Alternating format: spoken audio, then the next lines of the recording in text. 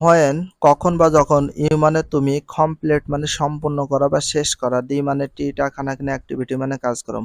When you complete the activity যখন তুমি কাজটি সম্পূর্ণ করো বা শেষ করো। শেয়ার ভাগাভাগি করা, ইট মানে এটি, উইথ মানে সাথে, ডি মানে টিটা খানাখানি, ক্লাস মানে শ্রেণী, ফলোয়িং মানে নিচে, ডি মানে টিটা খানাখানি, ডিরেকশন মানে নির্দেশ বা গিভেন মানে দেওয়া, বিলো মানে নিচের। Share it with the class following the direction given below. এটি শ্রেণীকক্ষে ভাগাভাগি করো নিচের নির্দেশনা অনুসরণ করে। When you complete the activity, share it with the class following the direction given below. কাজ শেষে নিচের নির্দেশনা অনুসরণ করে শ্রেণীতে ভাগাভাগি করো।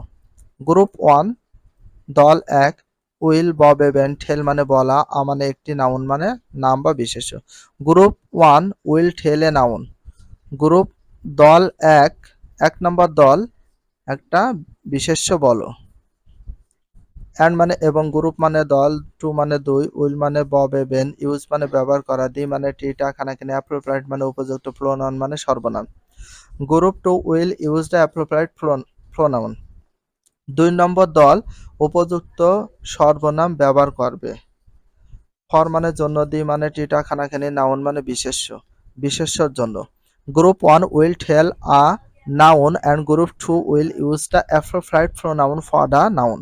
1 নম্বর দল বিশেষ্য এবং 2 নম্বর দল উক্ত বিশেষ্যর সর্বনাম বলবে।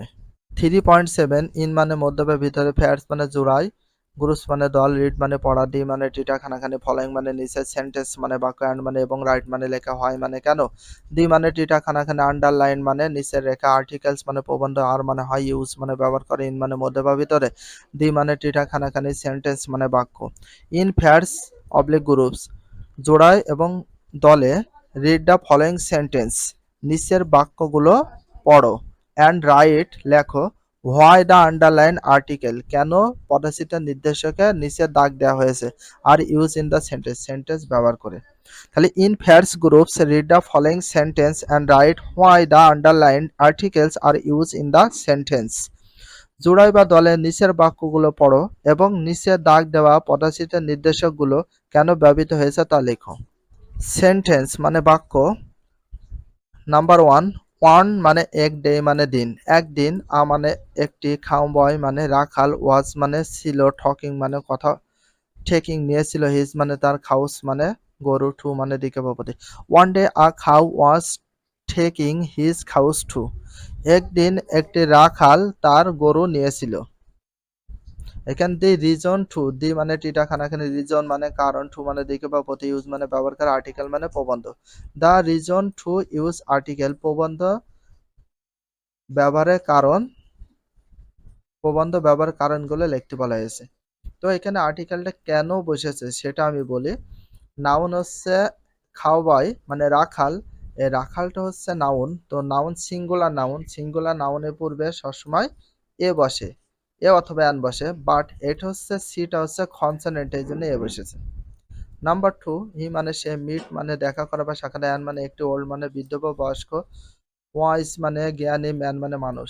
হি meet an old wise man, সে একটা বয়স্ক জ্ঞানী মানুষের সাথে দেখা করেছিল। তো এখানে অ্যান বসেছে একটা কারণে, ওল্ড, ওল্ড উচ্চারণ করার সময় এটা আমরা ভাওয়েলের মতো উচ্চারণ পাচ্ছি, বাট তার সাথে প্রথম অক্ষরটা ও হচ্ছে ভাওয়েল, তো ভাওয়েলের ওর মতো উচ্চারণ হচ্ছে ওল্ড, ওর মতো, এই জন্যে অ্যান বসেছে। আর এখানে ভাওয়েল হলে অ্যান বসে আর কনসোনেন্ট হলে এ বসে।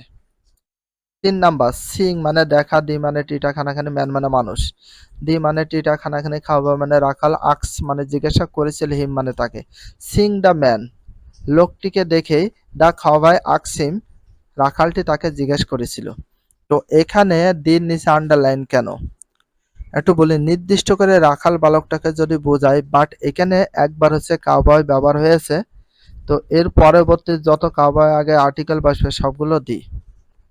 নাম্বার 4 হি মানে সে, মিট মানে দেখা করা, অ্যান মানে একটি, ওয়ার্ল্ড মানে বয়স্ক, ওয়াইজ মানে বুদ্ধিমান বা জ্ঞানী, ম্যান মানে মানুষ, উইথ মানে সাথে, অ্যান মানে একটি, আম্ব্রেলা মানে ছাতা। He meet an old wise man with an umbrella, সে একজন বয়স্ক বুদ্ধিমান মানুষের সাথে দেখা করেছিল, তার সাথে ছাতাও ছিল। এখানে অ্যান কেন বসেছে?